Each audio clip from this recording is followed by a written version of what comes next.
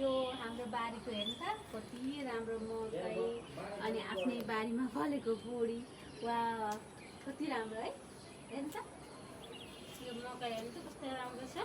यसमा बुझ्नु पर्छ कि पर्दैन सुरु भइसक्यो सुरु हेर्नु त मेरो आफ्नै पैसा बारी मेरो त्यहीँबाट खुर्सानी छ यहाँ हेर्नु कागती छ भिन्डी छ हेर्नु त बोडी पनि छ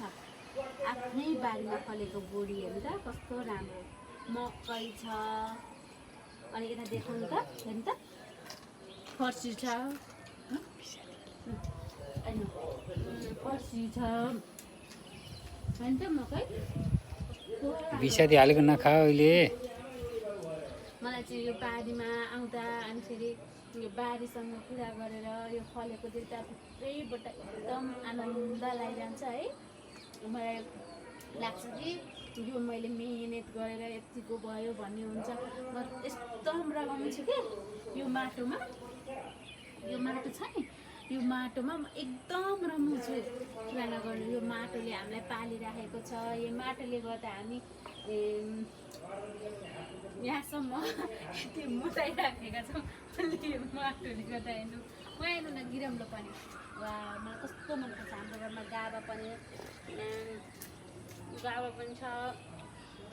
एभोकाडोको बुटो हेर्नुहोस् त एभोकाडो यहाँनिर एभोकाडो पनि खरिरहेको छ अनि यता हेर्नुहोस् त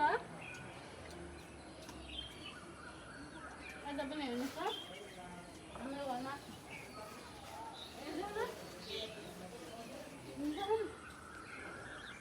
एभोकाडो छ तिनीमा अन्त काँक्रो पनि छ मकैहरू छ टन्न बारीमा छ यो बारीमा म दिनकै बिहान आउँछु अनि त्यसपछि बिहान आएर यी बारीबाट टिपेर लगेर यति राम्रो भेन्डीहरू यही बारीकै पकाउँछु है अनि सकेसम्म म चाहिँ बिसादी हालेको खाना खोज्दिनँ तर समय र परिस्थितिले अनुसार बिसादी नहालेको पनि खानुपर्छ है यहाँ बसिसकेपछि सधैँ उत्पादन हुँदैन घरमा तर घरमा उत्पादन भएसम्म म घरकै चिज खाना बल गर्छु अनि मैले चाहिँ यहाँ आफ्नै बारीको एउटा भेन्डी टिपिरहेको छु हेर्नु अनि यो भेन्डीलाई मैले यस्तो बहाल्छु तर यस्तो यो भेन्डी खानुको स्वादै अर्कै छ कि खानुहुन्छ नि आफ्नो लगाएर मिहिनेतले उम्रिन्छ नि त्यसलाई मात्रै यसको भ्यालु थाहा हुन्छ क्या यसले सुगरको लागि एकदम राम्रो काम गर्छ